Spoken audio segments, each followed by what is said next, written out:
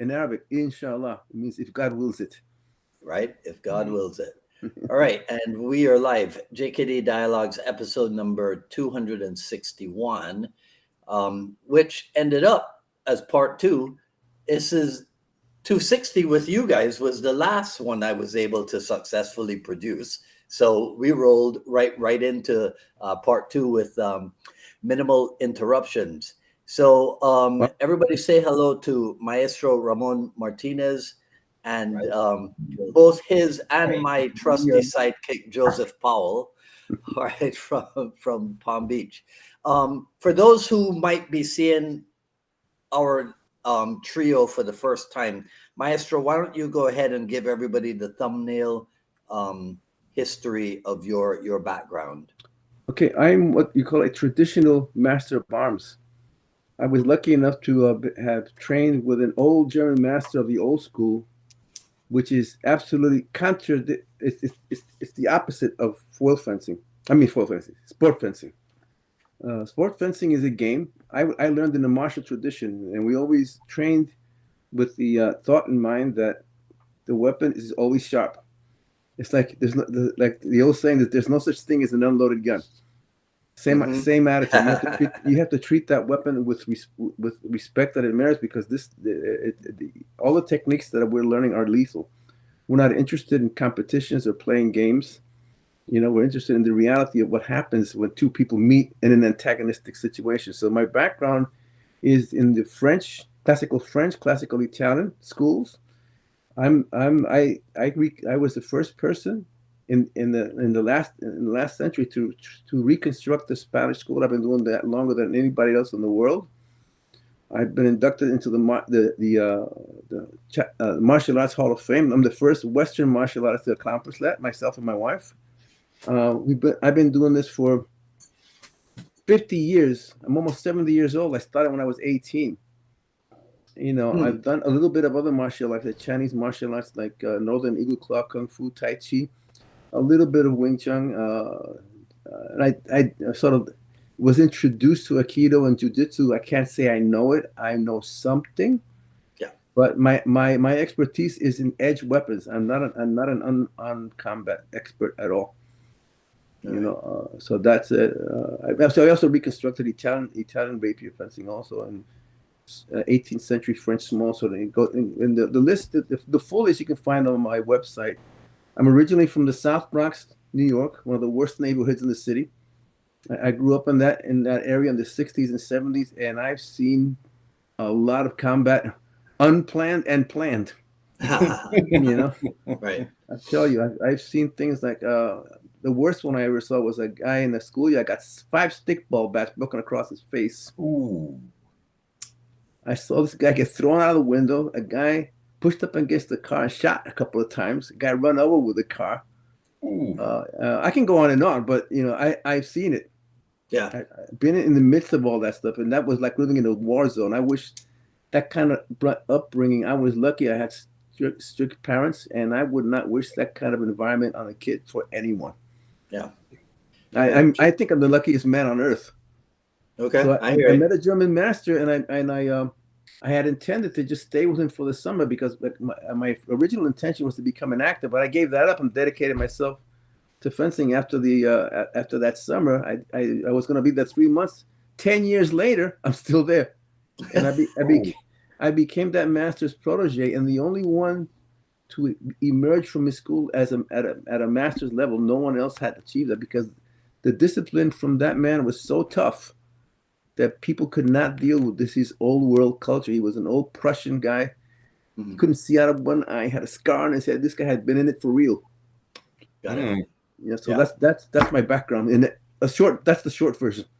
Okay. Yeah. That actually will serve us quite well for an issue that I will bring up. All right, Joseph, go ahead and so let me tell again, for those who may not have been here the first time around. The reason that this dialogue came about is because I got a message from Joseph telling me I gotta do this. You were at a seminar with Maestro Ramon, correct? Correct. Right. And he's like, okay, we've been talking about the Wing Chun and the trapping and this and the next. And he says, and so you got to bring him on. And Joseph is a guy that I've known for 30 something years. He's the first guy to talk to me about the origin sources of the Tao, Jeet Kune and what have you. So I trust what he says. So that's how we put this together. But Joseph, go ahead and tell people, give them your thumbnail background also. Okay, my name is Joseph Powell. Been involved in martial art for like 40 years, and JKD in particular. And I studied other arts, Shotokan and Judo, Jiu-Jitsu, Aikido. Yeah, I did the whole gambit, and Savate, especially Savate. And then now I'm into fencing because I have the origin sources of the Tao. I have the origin sources back in 1991 that I came out with my first book back in 1991, the origin sources of the Tao. Then I updated it in 1997 because I kept finding more and more books. And when I came across classical fencing with Master Martinez, we started talking, and I couldn't believe how much he knew about it, you know? And I was stunned. And I'm like, really? And then as we talked more and more, he showed me a little bit. He showed me just a little bit, just enough to tease me with the empty hands. And we started talking after the break. We was on the lunch break. And I didn't know he knew Dan Aniceto, Seafood Dan Aniceto. He knew him. I'm like, wow. And he taught Seafood Dan up at Rick Tucci's school in New Jersey. And I couldn't believe it. Yeah. And it's like, you know, it's like somebody I really wanted to talk to. And lo and behold, this guy answered all my questions. It was him. And I was in LA with Sifu Nasano last week, and he actually brought up part 1 episode. Right. So we were honorably mentioned at the Inasano Academy in the middle of a Pendrak Silat camp. Whoa.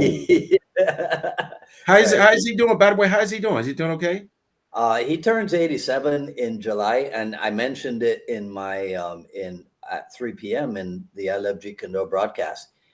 Firing on all cylinders, man. Wow. Yeah.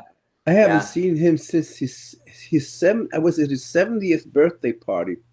That's the last time I saw him. I gotta reconnect with him somehow because I have so much respect for that man. You know, the fact it was a big honor for me that he had asked me to teach him. You know, and I was stunned. I said, "You really?" I said, "Yeah, I want you to teach me." And I remember being at Rick Tucci's school, sitting in the chair, and he's sitting on the floor at my feet. I said, "This is not right." Master Inosanto, this is not right. He says, I should be sitting at your feet. He goes, no. Today, I'm the student. You're the teacher. I'm just here to listen and to do. That to me was like, well, what a responsibility he just laid on me. Jeez. But you know, I gotta tell you, I haven't spoken to him since his 70th birthday party. I was there with my son.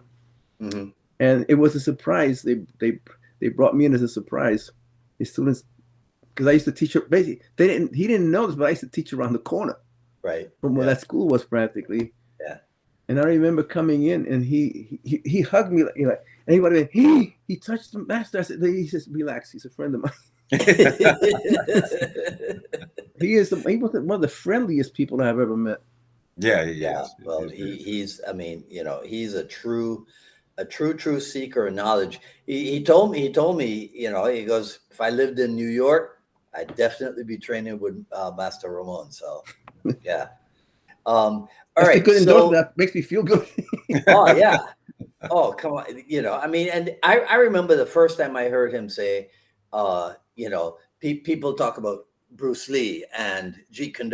So it's boxing, it's Wing Chun, it's fencing. Right. And I remember even without him saying that, I thought to myself, well, hold on a second. Eskrima is the Spanish word for fencing. Yeah. So esgrima with a G. It's different. Esgrima. Well, esgrima with the G is from the Latin, isn't it? Well, I can tell you the origins of that word. The word fencing, right, it comes from the Latin word schermo, Schermo. That means to shield. From that word evolved into the Provençal word eskermis. See what's gone then? That from the Provençal it went to the in French it evolved into esgrime. In Spain it became esgrima, and in Italy it became scherma. You see how it's all connected? Right, and that's where we get the English word skirmish. Absolutely. Yeah, absolutely. Yeah, there's a book that I recommend all the time. It's called Forgotten English, and it tells you all the roots of these old words, and you can find that in there. Absolutely. Wow. Skirmish, because in the old days, skirmishers were actually swordsmen. They used to skirmish. Exactly. Yeah. Yeah. There was I have no idea what happened to it, but at one point I think it was Jeff Imada and Sifu Dan and some others, and they were trying to produce a movie, and the working title was Skirmish, but I don't know if anything ever came of it. So I want to, even though we started, I want to begin with what we ended with last time around, and that was a quote: "All fencing is based on redirection, opposition, and interception. That can be applied to all martial arts, and that's also related to central line and centerline." Okay. So we were teased with that as a closing last time around. So I wanted to go back to that statement and use it as an opening for today. Wonderful. but I'll tell you this. This is, and that's the first time I've ever mentioned that in public, by the way, what I said last week. In a public forum like this. I keep that for my seminars and for my students. And what I'll do, this is so big, I'll keep it tight. I'm going to give you the condensed version, because if I open it up, the problem is this is something that you have to learn with your hands on it. Yeah. Before you talk about it. Yeah. And unless you put your hands on it, you're not going to get it. You guys, because you have the experience that you have, I am sure you're going to get it. Right? But you still have to put your hands on it. I showed Joseph a little bit of it in Florida. Right? So the term, and this is my system of fencing, the one that I inherited: redirection, opposition, and interception. Okay. Now, redirection, let's see if I can word this carefully, is utilizing your adversary's intention and tactile contact. The contact on the blade, use it against them. In other words, any kind of physical force or effort that he does, you read it by the sensitivity of your blade to hit the contact of his blade. The French call it sentiment de fer. So you use that against them.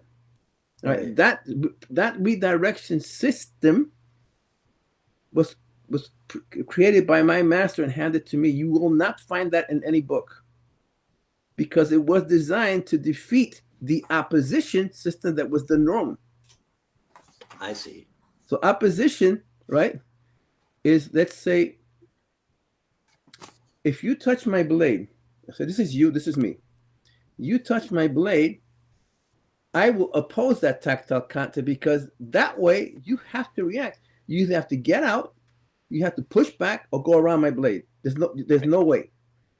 So if you oppose me, I can oppose back. I just said that, right? But I can also redirect. Did you see what I just did? Yeah. Yeah. When I go around and release your blade keeps going.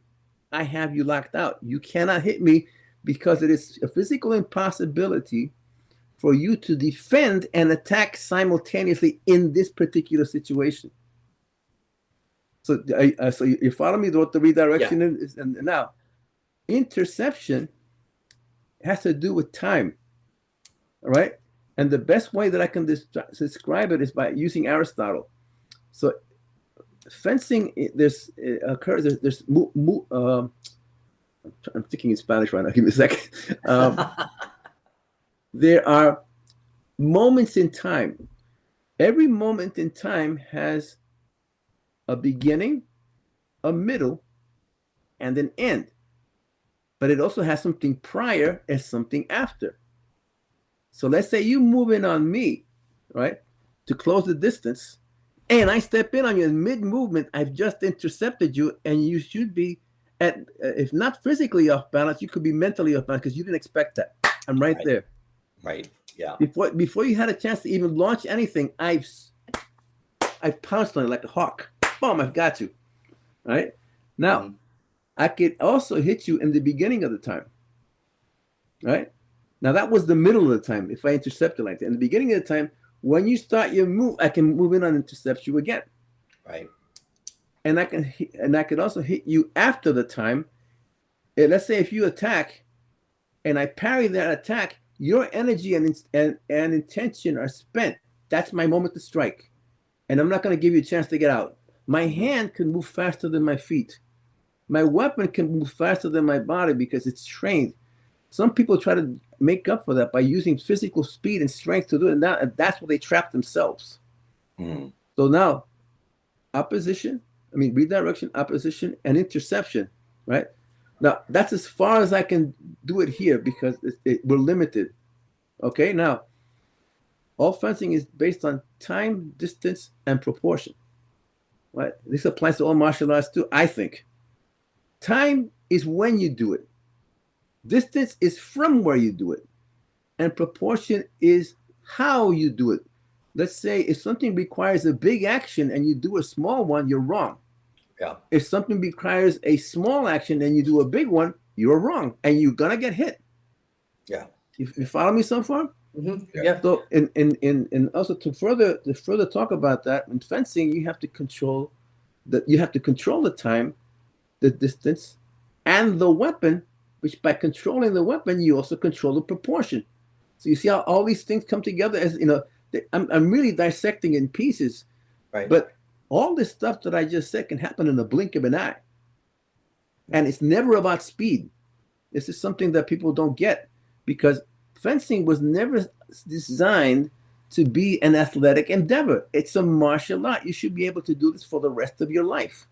So as you get older, your physicality diminishes, right? You get weaker. That's just the way nature made us.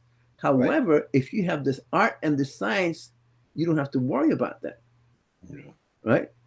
Because your hand is so well trained and your experience is so vast that a young guy could be bigger, faster, and stronger than you. It won't matter because you can maneuver that weapon in such a way that he'll basically impale himself. Yeah. The second you started talking about redirection, like it flashed through my mind that redirection is something that, let's say, the people in Aikido talk about that. The people in Jiu-Jitsu and Judo, Tai Chi, and also Tai Chi, right? Yeah. See, so the part where he says that, where you said that it can be applied to all martial arts. I mean, I in the wake of the mini uproar that occurred after our first meeting. Right? I want to address a few things on that. Yeah, right. Before we go today. Let me go first. Let's finish this. In the wake of that mini uproar, I thought to myself, how has it taken so long, so many decades for people to just realize that, as your quote at the end of part 1 said, can be applied to all martial arts. And I was thinking, there's so much more that we can be discussing, right?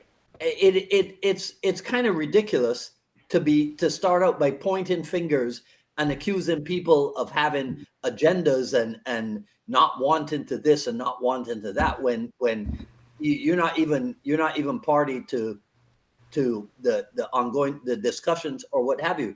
So I just want to say that to people out there, if you have any intention of approaching me with your small-minded ideas, if you have any intention of approaching me to talk about a particular individual or what have you, let me intercept you and tell you, don't do it. I'm not interested in those types of conversations, right?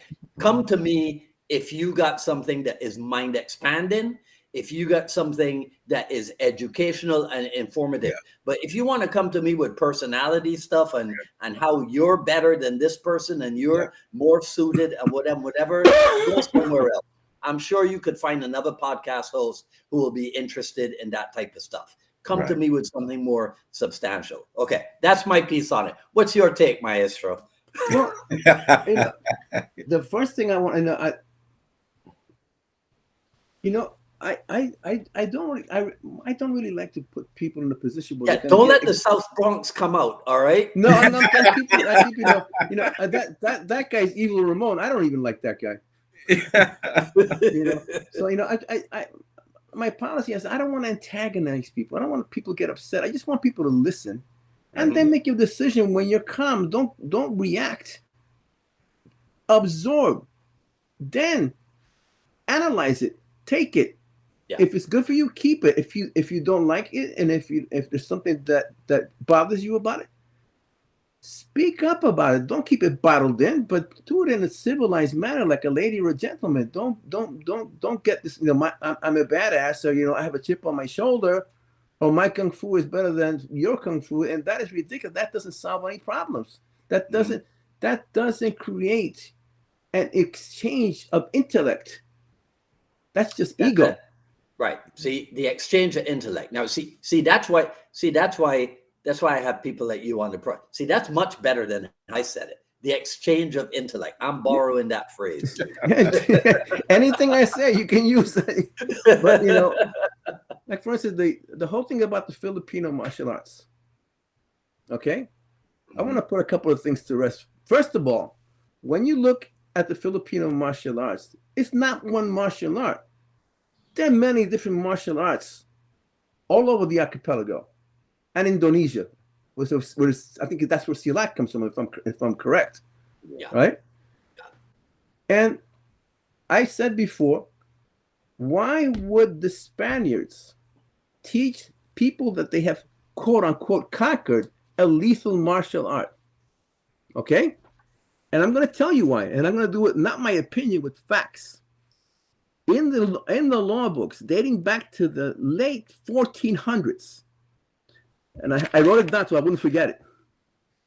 There was an ordinance that fencing masters had to go through this brutal test, a grueling test, to be able to become a fencing master. And they were forbidden to teach, especially destreza, to Moors, Jews, Negroes, slaves, and then after that it also included Indios, Indians, right? Now, there were severe penalties if they got caught. Now, would a fencing master of a good reputation, and he makes a living, would you think he would risk that to break the law that the king wrote? I doubt it. Okay, on top of that, it says that the teaching of fencing was only to be imparted to those individuals of good breeding, education, Christian, meaning Catholic, right? Purity of blood, limpieza de sangre, good position, and personal family renown and reputation. I rest my case. This is not me talking. This is the King of Spain. Thank you very much. It's over. Right? Now, when it comes to Jose Rizal, I have a lot of respect for him. I don't know too much about him. What I read, he and I would have been on the same wavelength. Because he was a person that believed in freedom and liberty and democracy. He wasn't a fascist, you have people today who are basically everything's, like that. Yeah. Now, one guy said, well, Jose Rizal went to Madrid, Spain, to university. Well, guess what? In Spain at that time period, the French school was the dominant school in Spain. If he learned it in a university, he would have not done any kind of Spanish technique. He would have not done destreza for sure, because destreza at that point was nearly extinct. There was a couple of schools here and there that were still keeping it up as a tradition. And there were masters in Spain that were masters, not just anybody, were going to the treatises that these masters wrote, and they were trying to reconstruct it. And somehow, after at the beginning or around that time of the First World War, it fizzled out. And I think because a lot of those masters were killed, especially in France and places like that. Right. So a master that was undertaking a reconstruction like that was in a much higher position to understand the writings, the profound writings of treatise, because the treatise is not a manual. Today, everybody calls them manuals. It's absolutely untrue, right? So those people, I didn't even realize I turned out to be one of them because, like I said before, I'm the person that brought the Spanish school to the forefront in the 20th century. Nobody else did that. I took it around the world, right? And my thing was to explain that with the Spanish school, the problem that I saw is that the Spanish masters were too verbose in their verbosity and their pomposity, right? The actual teaching was obscured, right? So you would have to have a really good education, which thank God I have, to go into those books and decipher what the meaning was, right? And everybody today has, there's just like 3,000 interpretations out there, and I'll go on record, none of them are following. And people say, well, that means that you're the one that's doing it. And I will say, yes, accept it or deny it. It doesn't change the truth. Right. Okay. So, and the thing is, I wrote in the beginning, when I first exposed this to the public, I wrote 3 articles called The Demystification of the Spanish School. And that's on my website. Anybody can read it. Right. And I try to explain in detail. Like, for instance, people get caught on minutia of words. It's not the word, it's the understanding of the word. Like, for instance, one of the big things of contention is the word atajo, which means, what does an atajo? It means a positioning of the blade with or without contact that creates an impediment to the free movement of the adversary's blade, which means he cannot attack you without dealing with your blade first. Right. That can be done with or without contact. With contact, it's obvious. You have the tactile sense. But without contact, you do it by positioning of yourself and your body and your weapon in regard to the other weapon, to the other person. So what is that called? People think, oh, that's an engagement. And I would say, yes, it is an engagement. However, they don't understand what the word engagement, engagement in French means. It doesn't mean just contact on the blade. It means that you have to have contact and create a situation with opposition. Then you have engaged the blade, and therefore you have engaged the person to begin the combat. You follow me? Yeah. And otherwise, it's not an engagement. It would be what the in early French would be trouver de l'esprit. Finding the sword is when you make the contact. But what do you do when you make contact? You stay there and wink at each other? You have to make a contact there.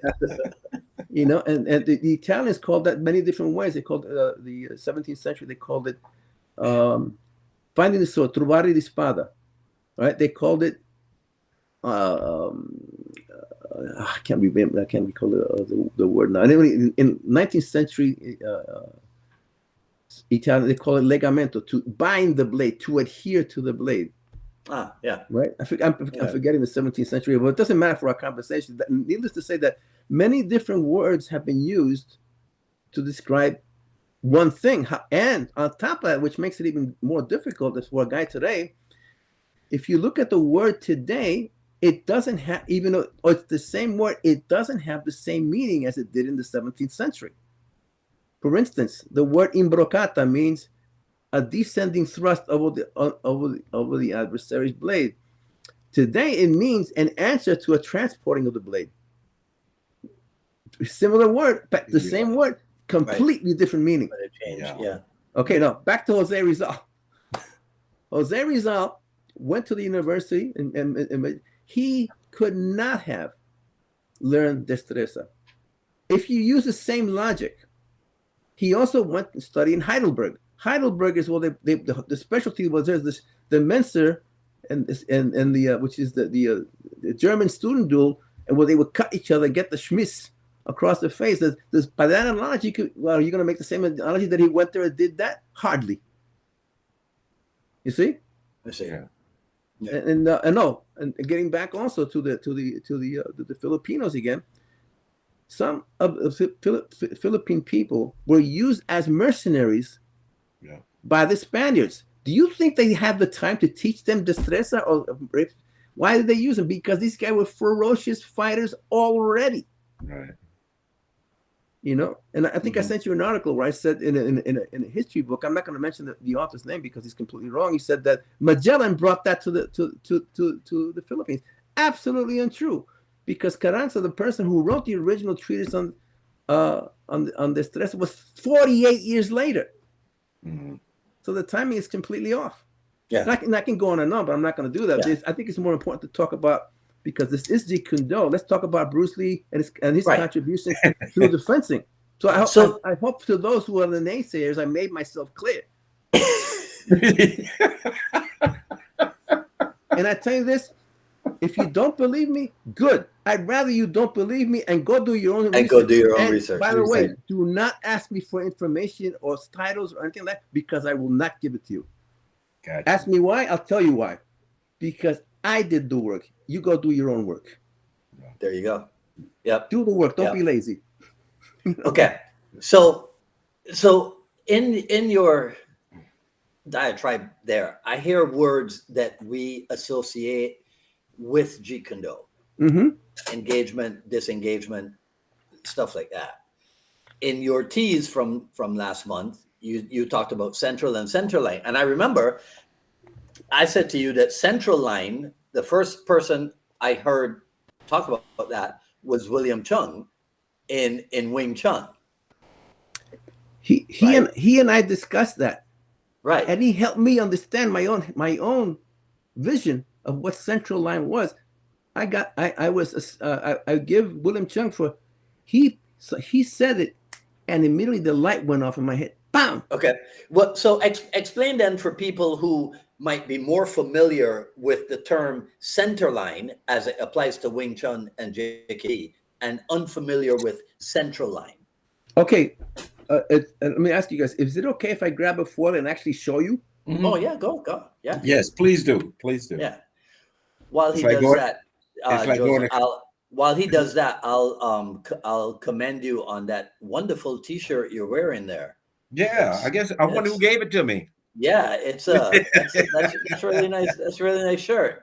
Thank you. It's got that big Filipino collar logo, but then it's got that tiny Jeet Kune symbol that's like the sun, right? That even small in size gives great illumination, right, to everything around it. Yes. Yeah. That's a nice shirt. Illumination out of darkness. Sometimes we go that direction at times, and then so we get a light, and then we have to let things go. And that's a nice shirt. I wonder where people can pick that shirt up.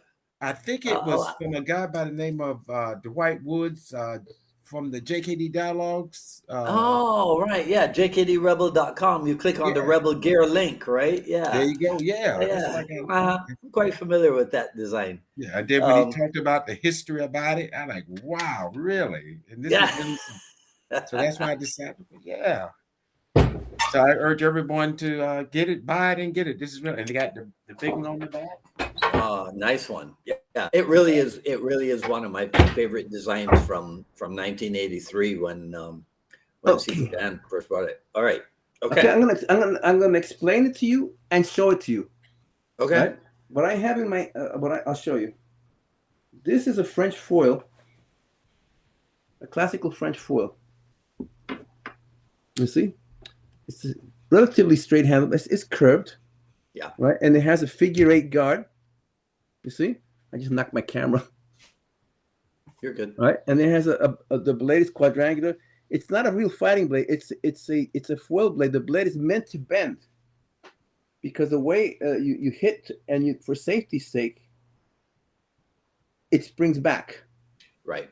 Right. So when you go on guard, facing an adversary, I'll do it sitting down so the camera can see it. I'm here like this. Right? Sorry, this is right in your face. This is the central line. Your body's divided into quadrants. Right? So this is the high outside line. This is the high inside line. So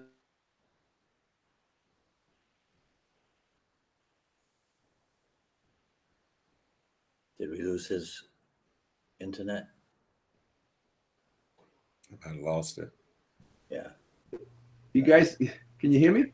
Yeah, Yeah, you we can froze hear for you froze for a couple of seconds. Okay, no, I gotta say that around this and where I live here, the reception is weird. All kinds of weird things happen, right? So it's not. It may not be you. Okay. All right. So Good. the idea of center line is to protect center line, which is here.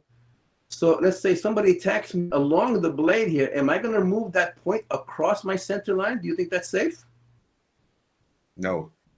No, that's when you redirect to the outside.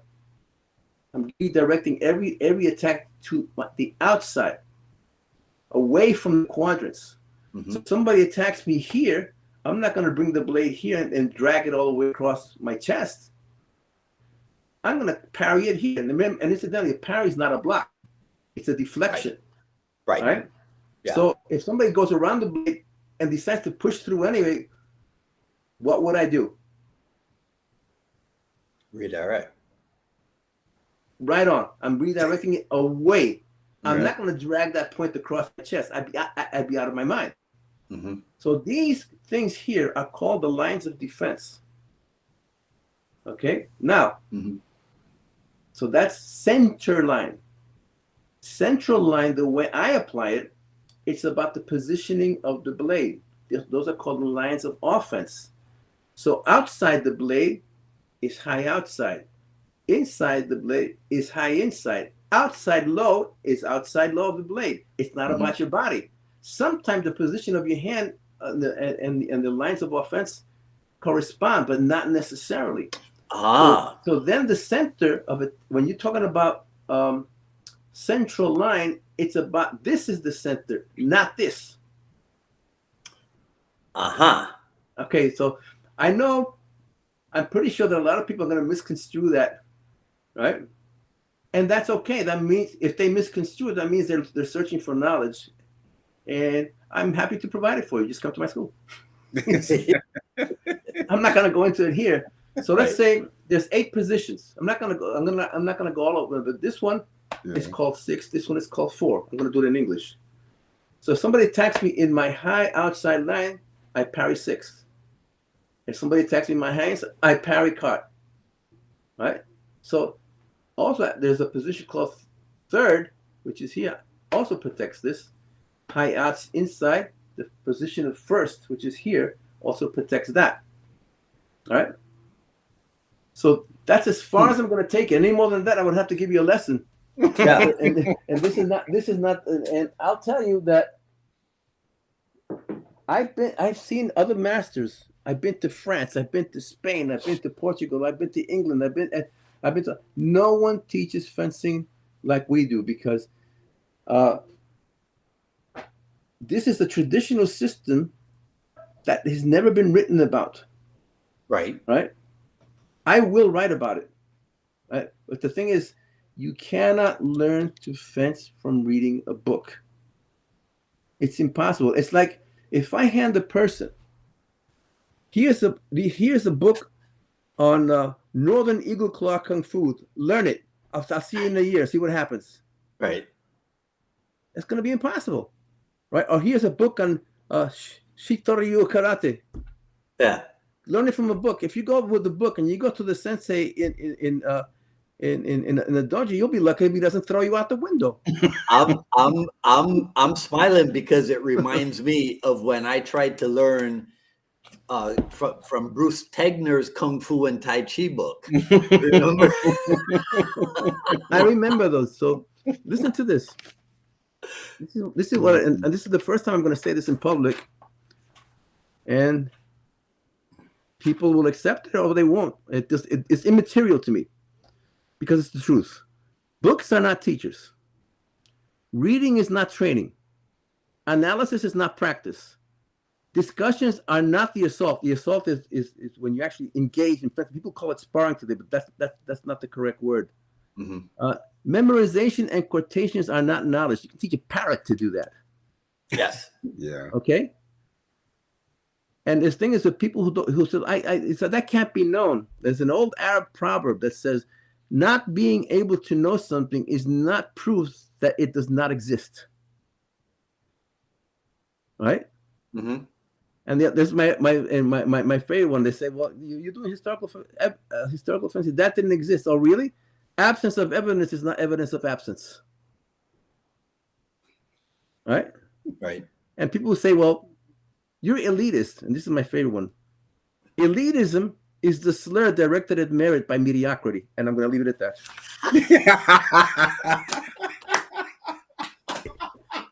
I hope my meaning is not obscure. No, I'm not trying to be a wise guy, but I am. No. I gotta tell you, I'm pretty tired of listening to all this blah blah blah everywhere, and people talk on all this erudition and stuff like that. That's verbal gymnastics. Get to the point, and that's a fencing term, by the way.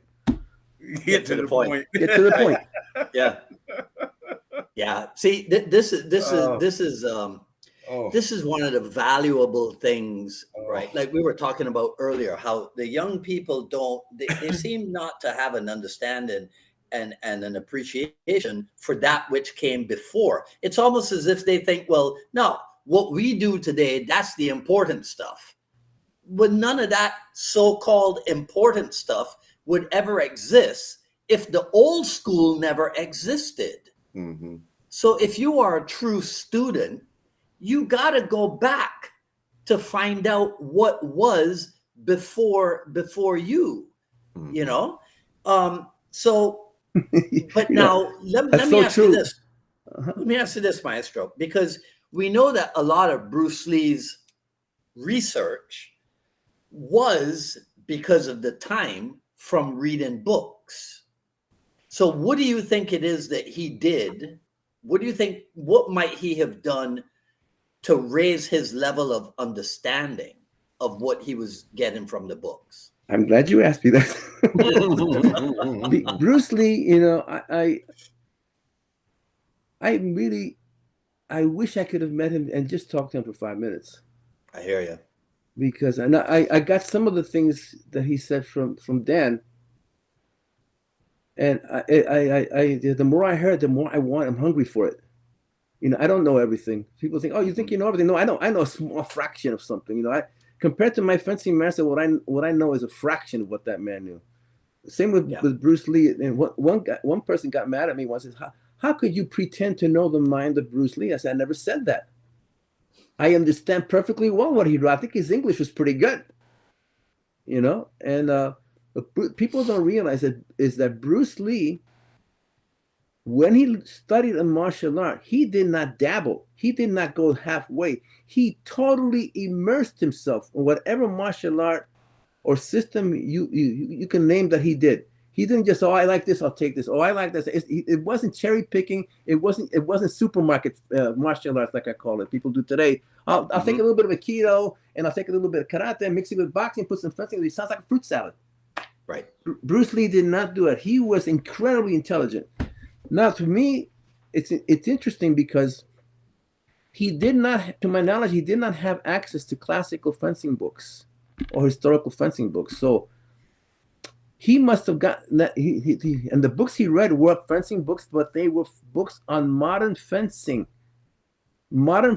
of that particular era. Right. Now, those masters of the 1950s, 60s, and 70s, they weren't so far removed as the coaches of today from the actual martial context, by the way. So it tells me that Bruce Lee must have fenced with someone. I think it was his brother. I'm pretty sure. Well, yeah, we know that his brother was an FAS. Right. But again, they were modern. It doesn't matter. Bruce Lee was astute enough to look at those fencing books and extrapolate what the martial context was, which no one had done that before. They just accepted, okay, it is what it is. Not him. So he really was in there. He was in there. He studied it. He absorbed it. He digested it, and then he pondered it, and then he used what he thought was necessary. Right? Yeah. On top of that, Bruce Lee wasn't this rebel that people think he was. How do you Bruce mean? Lee knew very well the value of classical martial arts. And guess what? I'm going to use his own words to prove it. Listen to this. Remember, Bruce Lee talks about expression and expressing yourself. Listen to what he says here. Expression is not developed through the practice of form, yet form is part of expression. The greater expression is not found in the lesser expression, but the lesser is found in the greater. Having no form, everybody uses that, I have no form. Having no form then does not mean having no form. Right. Having no form evolves from having form. No form is the higher individual expression. I think he's very clear. On top of it, he says, do not deny the classical approach simply as a reaction, Right. for you will have created another pattern and trapped yourself there. Yeah. Did that man know what he was talking about, or what? Right. So this is probably the only instance in which I will disagree with you. I don't think he's that clear, because people ended up thinking, like you said in the beginning, that he was this rebel who rejected everything classical and traditional. So I think he was a little bit contradictory in what he might have said, but probably because it was the 60s. He was hip. He was a cool cat. Yeah, he was. Right. And so probably, but I think you're right. In fact, Sifu Dan told us the story again about how there was on one occasion he said, "Okay, Dan, I want you to use everything that I've taught you, and I'm going to use classical Shotokan karate against you." And he pulled it off. Yeah, he made it work. Right. He must have learned it somewhere. Look, I gotta say one more thing. Bruce Lee talks about form. Right? People today dismiss good form as decorative, especially fencers today. Listen to what he says here. Right? He says, the older athlete regards form as a means of energy conservation, and the great athlete saves energy because his extra skill makes each motion more effective. He makes fewer needless motions, and his conditioned body uses less energy per movement. Always train in good form. Learn how to move easily and smoothly. Start your workout with shadow boxing to loosen your muscles. At first, concentrate on proper form. Later, work harder. The mastery of proper fundamentals, which we talked before, this is what he's saying, and their progressive application is the secret to being a great fighter. And this is, again, it's not me saying it, it's him. I mean, I can go on and on. I can pull quotes out there. Look at my book, it's all marked up. I've gone over this dozens of times, and I got to every time I look at something, I say, yeah, we do that. Yeah, we do that. A lot of people come to me, and when they want to learn, I insist on having good form, and they leave. And I say, good, leave. That means you're not serious. Yeah. You have to work hard, What will be interesting, though, is the quotes that you read. It'll be interesting to find out the actual origin, whether these are quotes that originated with Bruce Lee or wherever it is that he might have taken them from, which I think still is an indication of the depth of his genius. He was a genius. I'm convinced he was a genius. Yeah. I'm sure, you can go through this book and put it out. Let me explain something to you. This I got this from Dad himself. He said, this book, Lee's book, was not intended for publication. Those were his personal notes. Right. And yeah, there's things there in here that he's made some errors. That to me is immaterial. They're his notes, right? They were published later, right? Like for instance, he made a mistake. I'll tell you, it's a mistake that could be dismissed. He used a quotation of an Italian master from the 17th century. However, that quotation is in English. It was never written. It was originally written in Italian. He's using a translation that was done for a book called The Art of Foil by Luigi Barbasetti, which is one of our ancestors, right? Who was published in English. from the original Italian. The original Italian is a much better book. I'm lucky I can read it in the original language, Right. but that quotation is wrong because it's misleading, right? And that's not his fault. He looked for the information. The fact that he put it in there, as imperfect as it is, says to me he got it. He understood that very clearly. Yeah. You know, and that's one of the mistakes that he made. And to me, that mistake is, you can dismiss it because it is a logical mistake, if you follow me, right? Not his fault. Yeah. But his understanding of it was not at fault. He was spot on. Okay. You see? All right. And by the way, in your disagreement, you're actually agreeing with me. And I'll tell you why. Because today, people have lost reading comprehension. I used to teach this in school, right? Yeah. And reading comprehension is something that's been neglected. You know, I was lucky because I had good teachers growing up as a kid. And when they came to reading comprehension, I came in, I think, third or fourth in the state of New York, having the highest reading comprehension out there. Incredible. Both in Spanish and in English. Wow. Yeah. You know, and the problem is, like I said before, teachers are not allowed to teach. They become babysitters, right? And when you have the administration that, and I'll say this, that's looking out for their, you know what, right? And the parents, who I hate to say this, most of them are indifferent or are way too busy trying to scrounge up a living to feed their children, that they sit there and work with them, because they come home after working 2 or 3 jobs, and that baby or that man, exhausted. they're wiped out. Yep. You know, but it's basically, it's like a perfect storm, and until we rectify the educational system in this country, which is way behind everybody else, right? Yeah. We're always going to be stuck in this vicious circle.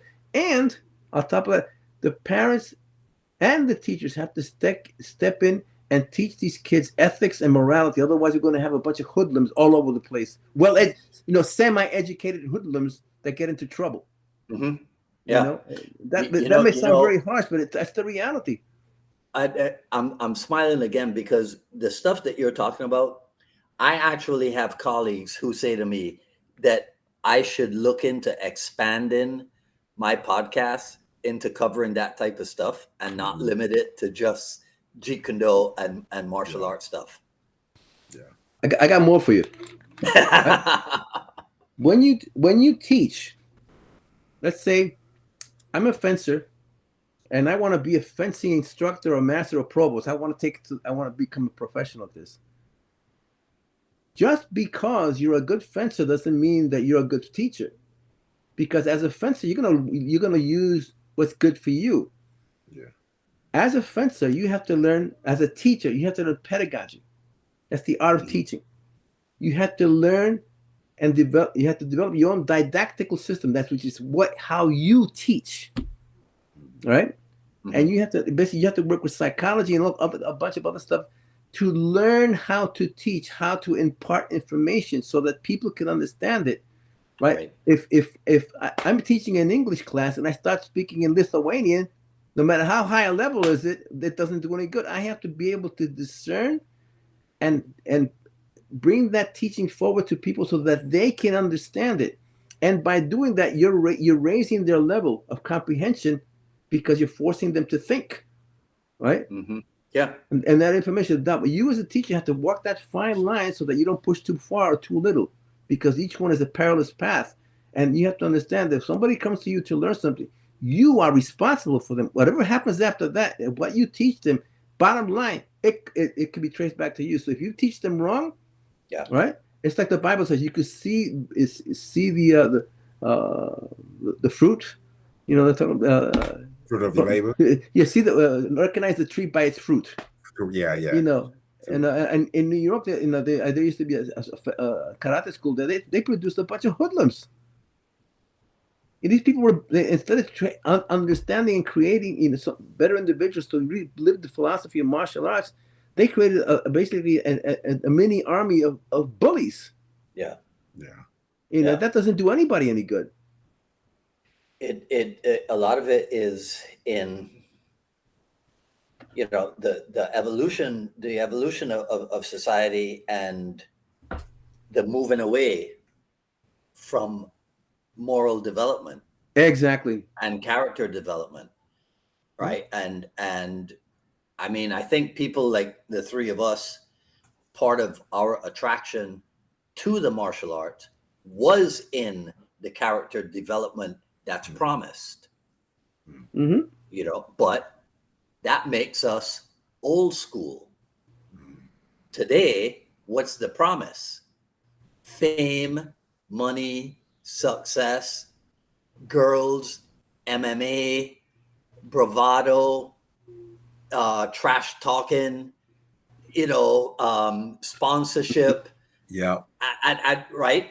I mean, Yeah, you have to have your brand and all that stuff, you know. yeah, Yeah. You know, it's funny Right. because I always say it's not a martial art unless it has a spiritual philosophical aspect to it.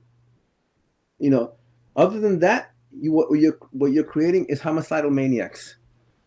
You know, yeah, and the thing is this, you know, that people say I don't have time for spiritual, I don't have time for that. You know, well, guess what? If you put in the time, not only would you become a better person, you become a martial artist. And you're not seeing it; it's right in your face. yeah, You know, yeah, and I don't care if you're Christian, Jewish, Muslim, Buddhist. I don't care, but you have to have that. Otherwise, because you have to realize what it is that you learn. You're imparting and learning. You're learning lethal things. Yeah. right. If you really look at it, it's a dark art what we're learning, but we have to enlighten it by having the philosophy and the spirituality behind it. Yeah. Now that you mentioned that, have either of you seen the clip? I saw it on Facebook where there's these two, I guess they're ministers, Christian ministers, and they're talking about how the practice of martial arts is opening yourself up to Satan. Have you seen that one? I've not seen that one, but I've heard that before. Yeah, yeah. It's a really strange thing. And anyhow, but I did want to. I made a couple of notes while you were speaking, Maestro, and I wanted to ask you about. You said something about sparring. Is sparring a misunderstood aspect of the training? Yeah. Okay, and the term as what we would call in English assault, which I think in the French is assault. It's the same right? thing. Okay, is that phrase supposed to be translated as sparring? No. Aha. Sparring has to do with boxing. Yeah. If Bruce Lee used sparring, right? It's because nobody would understand if he used the Chinese or the Japanese word. Okay. And I'm sure he didn't use the fencing term because it's assault. Because in English they call it a bout. You're engaged in a bout. So I think he did. That's a conscious decision for him not to use you could have a fencing bout. You can have a boxing bout, but you could also spar. Now, sparring, according to my father, who was a boxer, and a friend of mine who was a professional boxer, he says sparring is you don't go all out in sparring. You're working on honing specific skills with different sparring partners to put you in a position where you can work on those things. And progressively, you get more and more difficult sparring partners in boxing. Right. I know, Joseph, I know you train boxers. Am I wrong? Yeah, you're right. You're absolutely right. Yeah. Now, in fencing, you have the assault. The assault is not an all-out battle. It's not go there and then kick the guy in the nuts. You know, that's not what it's about. You know, it's about let's go technique for technique. Let's show me this attack. Show me what you have. Oh, that's very good. Let me show you mine. Okay. Oh, okay. You answered that. It is a conversation to raise the level of our comprehension of fencing and our level of skill. Right. Right. When you have a fencing competition, right, it's supposed to be a display of your skills to who's going to be the best fencer that particular day. Gotcha. Right. Yes. Now a duel is the worst. You don't ever want to be there because there is no coming back. Right? Because in the duel, everything is super conservative. Everything is very measured. You're out in the terrain. The lighting conditions are different. You can feel the cold air early in the morning because most of them were held in the morning. Why? Because the lighting conditions were even and there were no police. Duels have always been illegal. That's a whole other story, right? So when you face someone one-on-one, that person's intending not to hurt you. You get a completely different feel from each other, and everything is slow, measured. But when you decide on action, it's very fast, and you back off. You don't continue closing in, trying to wrestle with the person. Right. That would be just idiotic and suicidal. Yeah. Right. Let me ask both of you then. Right. Let me ask both of you, as a fencing master and a boxing coach. Mm-hmm. How then did sparring become this thing that some people are afraid of because that's where you get hurt? What happened in the evolution of the art and or the sport that sparring is now considered this thing where, I get questions all the time from people who are like, I want to do boxing, but I'm afraid of losing my brain in sparring because I'm going to get hurt or whatever. How did that happen, in your opinion? And what can we do to get sparring back to its noble position? Now let Maestro Martinez go first. Go ahead. Okay. I think is we have to, first of all, take back the meaning of sparring, right? I've and let's put fencing aside for a second. I've done some sparring with Tai Chi boxing, and also Wing Chun. And I don't know Wing Chun. Somehow somebody threw me in the water in the Wing Chun pool, and I didn't drown. I was lucky. Okay. It's when we used to do Tai Chi boxing, we had mouthpieces, no headgear, but we used gloves and we moved in a certain way. It's to let's make this technique work, and it was full contact, but we didn't set out to bust each other's ribs or head. Right. Place it. Sometimes you get your head snapped back, but that's okay because that was not the intention. Usually it's your own fault. But the object is to work on your form, work on the timing, work on the distance, work on the proportion, make it right, work over and over and over again. And the thing is, you have to understand when you're sparring with someone, you are in a cooperation. It is not a fight to the finish. Right. The same thing with fencing, the assault. You're not out there to fight a duel, right? With a foil, you're over there to perfect yourself. Now, to simulate a duel, we use epes. Epee is the dueling sword. At the end of the dueling sword, we use 3 prongs that are sharp. Because there's no such thing, it slid by. It's not going to. You follow me? Mm-hmm.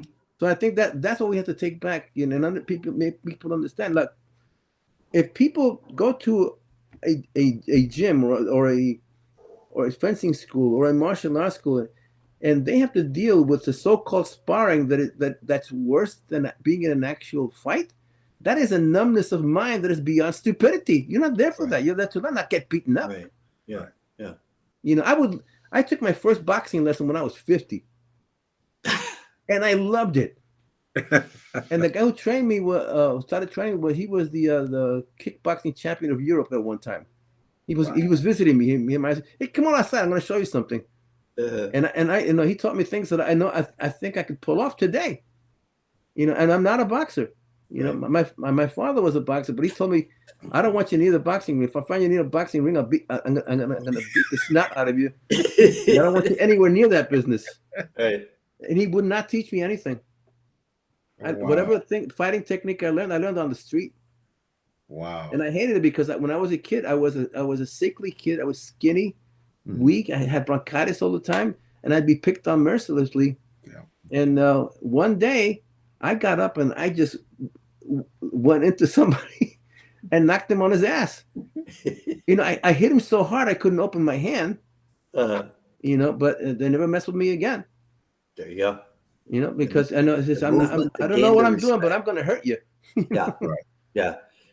Joe, your take on what the devolution of boxing, of being sparring. around a lot of boxing, amateurs and pros, egos. And if you, I have noticed that if you working in the gym with pros and amateurs, if some of the guys want the coach's attention, they want that coach to pour all his knowledge and attend just to them. I have seen it. And what they would do, they see if the coach got somebody that he's working with, like one guy, this guy, I can't think who it was. He says like a bay tree growing up. These guys in the ring, the older guy, looking at it and they see it. He's going to be problems for him down the road a year later. So what he's going to try to do is get him into that, especially the pro, get him into that ring early as a battery and put fear into him and beat the snot out of him. Right. I have seen it. I have experienced it. I have seen it. It's about ego. Sometimes they be fighting for the coach's attention. No, you don't need to work. But the coaches want to work with everybody. He's not thinking like that. You know, hey, this kid got some potential. Let me work with him. But then the pros in the, like, you know, upper guy's been in there for a while. It's pretty good. Well, let me get him in here early so I can beat him down. That's the name of that game. And I've seen it and I've experienced it. But that's why a good coach, a good trainer will keep him away from those guys. It's like putting a kitten in the ring with a pit bull. Because that pit bull gonna lay into him. Right. You know, I'll tell you guys something. Something happened to me similar. When I was first learning fencing, I was learning saber. That's the cutting weapon. Mm-hmm. All right. And I was working with this guy who had much more years of experience than I did. This German left-handed guy. And we didn't have masks or jackets or anything on because the Master Rhodes said to us, just mark the blade. Just mark it. It means you don't go full out. Right. So this guy, whap, he cut me and I started bleeding here. Because he was trying to make me back down and I wouldn't. Mm-hmm. So I went at it again. He tried it again. This time I caught him. He tried it again. This time I caught him. And what I did to him was he persisted in doing that. So I just saluted him, turned my back. That's like the ultimate insult in the fencing school. That means you're not worth my time or effort. Right. Right. And I said to myself, someday I'm gonna beat you down, and someday you're gonna come to me for lessons. Right. There you go. And that's it. About 5 years after that happened, we had an assault. We went at it, and this was vicious. It was, and then we had guests at the school, and they were saying, "Stop them! Stop them! Go too far." And Maestro says, "No, let them go. This has been a long time coming." Right. Right. And I got him back, and I turned him into hamburger. He got me good shots too. And after that, I said, "We done?" He says, "Yes, let's go have a beer." Yeah. That was it. Yeah. Right. And then about 10 years after that, I was teaching him at the Tai Chi Chuan Center in New York after hours. He shows up at my door, and he says to me, "Ramon," he said, "what is it?" He said, "My arm." I said, "What's the matter?" He said, "Are you hurt?" He said, my arm is not working right. Can you fix it?" I said, "Are you asking me to teach you?" And he looked down. He says, "Yes." See? See? Exactly. He got my drift. He got my drift. Exactly. That you know, it was unpleasant experience in the beginning, but it turned out then we were friends. Yeah. It was over. Yeah. Right. Yeah. And it's unfortunate that very often we have to go through we have to go through that process to come out on the other side. But you know, that's, as they say, that's life. But can I say this? Well, gentlemen. Can I say that a lot of it depends on the coach, the trainer, the instructor to keep them, you know, separate so they have room to grow. Yeah. All right. Well, I want to thank both of you one more time. And based on this conversation, I foresee a part 3. What?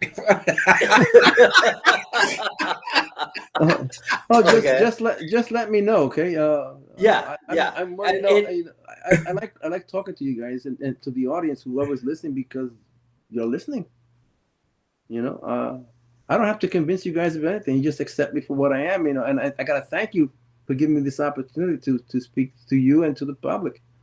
Well, you know, look, for me, it goes all the way back to Dan and Asano, because most of the people who are tuning in here and listening to you, I guarantee you 100% are Dan and Asano fans. So we've all been on the receiving end of the keep an open mind aspect, which is why they'll tune in, right? The ones who know it all, right? Or who don't care to do their own research or whatever, that this is not for them. And I'm fine with that, because you can't be for everybody. Well, I could only say to anybody that's listening, please give him my regards. I haven't spoken to him in about 17 years. All right. I would like to reconnect with him sometime, and again, I always hold him in the highest regard. No worries. I have a couple ways to reach out to him, so I will give him your best regards for sure. Yeah, thank you for that. Oh, and I'm gonna send him the recording of this and everything, so I'm sure I'll hear from him about it.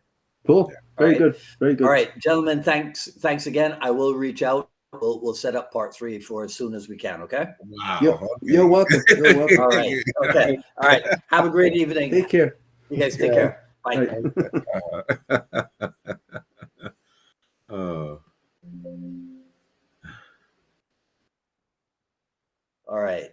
That was episode 261 of the Jeet Kune Dialogues. Maestro Ramon Martinez, Joseph Powell. If you guys have questions for Maestro Ramon or Joseph, email them to me at jkdrebel.com, and I'll make sure to put them in Q&A for part 3. The reason why I suggested part 3 is because I noticed from my notes that there's some stuff that we haven't been able to get to, some JKD and Bruce Lee related stuff that I'd like to get Maestro Martinez's take on it. Right. So keep your eyes and ears open for when we'll do 3. But in the meantime, feel free to share, like, and comment. And I'll review everything after posting. Follow me on Twitter at Dwight Woods, on Instagram at Dwight D. Woods, at jkdrebel.com. Click on the Rebel Gear link. That's where you'll see stuff like this, the JKD Notables coffee mug, also available in garment form. Support the program at the YouTube JKD Dialogues channel. Just click on the join link and you can see the different membership levels that are available there. If you one other way to support me is to and in fact, thanks Anthony, which Anthony was it? It was either Anthony Andujar or Anthony Labrador just purchased a copy of the Jeet Kune Journey. You can get that at paypal.me/unifiedma Miami, paypal.me/unifiedma Miami. But again, tell people about the Jeet Kune Dialogues and help to spread the word.